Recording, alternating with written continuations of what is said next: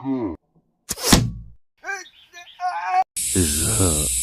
आज चाहिँ हामीलाई एकदमै खेतीपाती माथि पटेङ्गाले दौडेर बाउ छोरा हामीहरू पटेङ्गाको शिकार गर्नु बस कि म शिकार भेटेपछि तँलाई बोलाउँछु ल। ओके बाउ।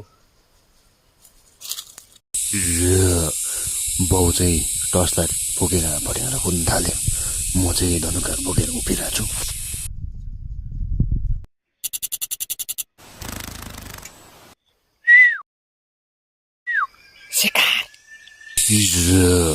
बाउले अचानक बोलाए मलाई शिकार भन्दै म पनि जोसमा गएर हानेको। इक्का न छिटो इक्का।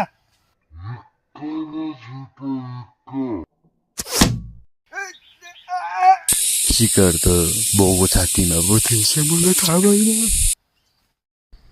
ला अब के गर्नु।